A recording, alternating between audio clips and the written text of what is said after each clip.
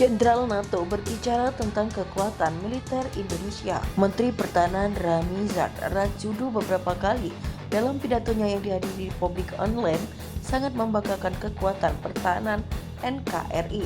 Kekuatan pertahanan tidak melulu tentang alutsista maupun kemampuan pasukan khusus TNI semata, melainkan pula meliputi semangat bela bangsa rakyat Indonesia. Dengan jumlah penduduk 250 juta orang, menurut mantan KSAD tersebut, tidak ada satupun negara yang berani mengganggu Indonesia. Dia menyebut modal kekuatan itu tidak semata banyaknya jumlah penduduk, melainkan daya yang kuat dari seluruh elemen bangsa berupa siap membela negara. Saya sampaikan kepada Presiden, 250 juta penduduk, 100 juta saja kalau kita bangkit dan kita siap mati. Tidak ada yang mampu melawan kita, ujar Reza Mirat. Kendati begitu, ia tetap meminta seluruh warga Indonesia meningkatkan semangat bela negara.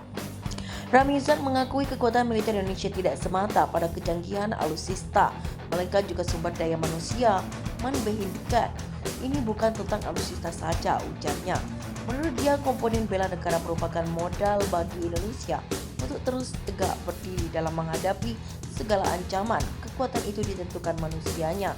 Alutsista canggih juga tergantung orangnya. Singapura itu alutsistanya tidak cukup ditaruh di sana sampai dititipkan ke Selandia Baru. Australia garasi kita kosong, tapi yang penting jiwanya terisi, kata mantan Panglima Kostrat itu. Gabungan kekuatan militer dan komponen cadangan yang siap digerakkan kalau kedaulatan Indonesia terancam, itulah yang menjadi kekuatan utama Indonesia dalam menghadapi ancaman luar. Kekuatan itu pula, kata Ramizat, yang membuat 3 pensiunan jenderal pimpinan NATO dalam sebuah dialog dengan mahasiswa Universitas de las AS membicarakan kekuatan tersembunyi yang negara ini. Berikut percakapan lengkap acara tersebut yang dibanggakan Ramizat, acara talkshow di TV ABC 13 Texas yang bekerja sama dengan Universitas Dallas Texas.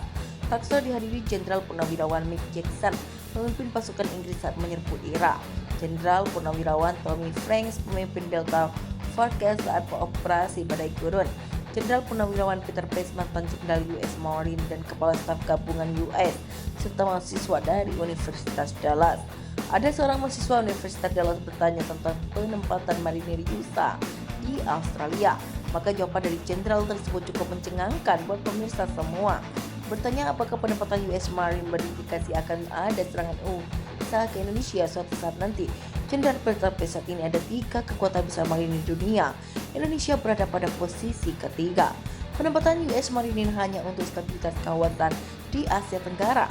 Jangan bermimpi USA berencana menyerang Indonesia, meski USA, pimpinan NATO, tidak pernah terpikir oleh pemimpin USA untuk menyerang Indonesia. ABC 13 hanya menambahkan pertanyaan, USA pernah terlibat konflik di kawasan Asia Timur jauh, kenapa Indonesia begitu diperhitungkan? Jenderal Tommy Franks, kita pernah punya pengalaman pahit di Vietnam dan Korea, dan semua pemimpin USA sadar siapa di balik kedua negara Asia yang pernah terlibat konflik dengan kita. Indonesia adalah guru bagi Vietnam dan Korea Utara saat berperang melawan USA. Kita sering berlatih dengan Indonesia, kita sadar bagaimana kemampuan pasukan khusus Indonesia. Pasukan kita sering kewalahan dalam setiap latihan perang dengan Indonesia. Jenderal Tommy Franks, saat operasi pembebasan sandera di pesawat yang dibajak di Bangkok, Thailand, Delta Force memantau operasi tersebut. Operasi berjalan sukses dan sangat efektif. Hal lain yang tidak dimiliki oleh pasukan negara lain. Anda akan terkejut bila mendapati satu mata pelajaran yang tak akan didapat pendidikan elit militer manapun, yakni pendidikan gerilya. Mick Johnson, doktrin militer Indonesia sudah dipakai di beberapa negara Asia, bahkan Afrika, karena Indonesia memang diminta melatih beberapa negara Asia dan Afrika. Meski Indonesia kekurangan senjata, tidak mungkin mudah melakukan Indonesia, karena jika perang terjadi bukan hanya militernya yang maju perang, tapi rakyatnya juga pasti turut membantu untuk menghabisi lawan. Saya sudah pernah merasakan saat berhadapan dengan aliansi tentara Indonesia dan rakyat Indonesia. Jadi jangan pernah anggap ringan dengan Indonesia, ungkap Jenderal Mick Jackson.